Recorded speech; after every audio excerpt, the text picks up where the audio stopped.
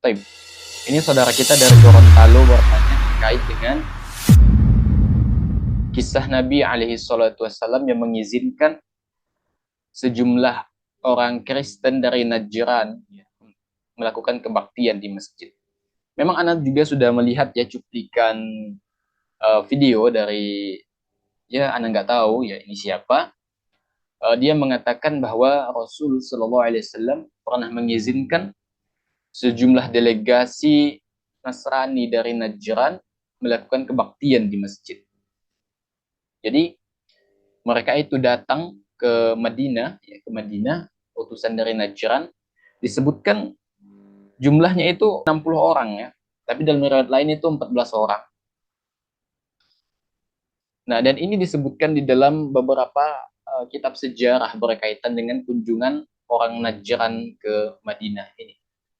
Ketika mereka di Masjid Nabawi bertemu Nabi Shallallahu Alaihi Wasallam dan ternyata tiba waktu kebaktian itu hari Ahad ya, tahun 10 Hijrah ya, setelah asar mereka melakukan kebaktian di masjid begitu.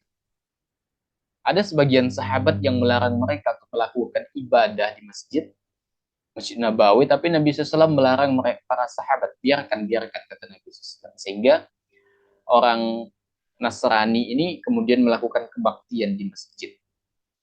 Ya, yang pertama yang ingin anak-anak tanggapi ya bahwa memang benar bahwa ada sejumlah utusan yang datang dari Najran, ya, bertemu Nabi SAW yang mereka tujuannya untuk bermubahalah tentang Islam begitu. Itu memang benar.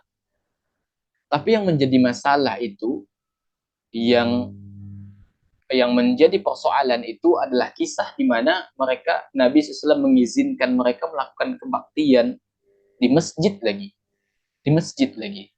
Ini yang menjadi masalah dan menjadi pembahasan oleh para ulama ahli hadis. Yang pertama, ya, yang perlu kita sampaikan kisah terkait dengan mubahalah Nabi SAW dengan Nasrani yang dari Najran itu memang benar ada. Tapi yang persoalan itu adalah ketika Nabi SAW mengizinkan mereka melakukan kebaktian di masjid. Ya. Pertama, hadis yang menjelaskan tentang Nabi SAW mengizinkan sejumlah orang Najran melakukan kebaktian di masjid ini hadisnya mu'dal. Hadisnya mu'dal, ya. Di mana di dalam rantai sanatnya itu ada yang gugur begitu. Di dalam rantai sanatnya itu ada yang gugur. Nah, status hadis yang mu'dal ini, ya, status hadisnya lebih parah ketimbang hadis munqati atau terputus. Ya. Ini kalau dipandang dari sisi ilmu hadis. Ya. Itu yang pertama.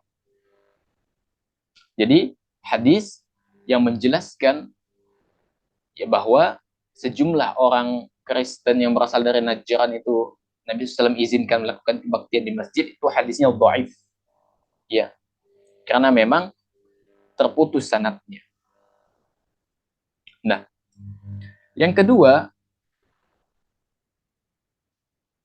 kalau mau berpegang teguh kepada hadis yang dhaif terkait dengan masalah ini, ya, pertama bahwa Kristen Najran yang dimaksudkan dalam hadis ini adalah orang Kristen yang ibadah mereka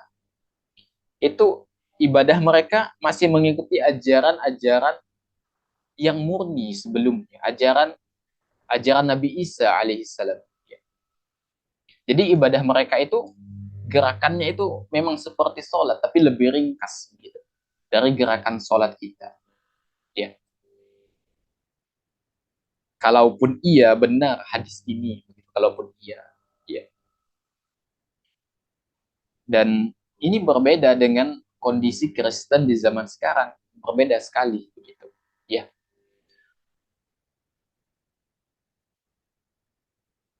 Jadi intinya datangnya orang Najran, Kristen Najran itu kepada Nabi SAW di Masjid Nabawi di Madinah untuk melakukan mubahalah itu benar.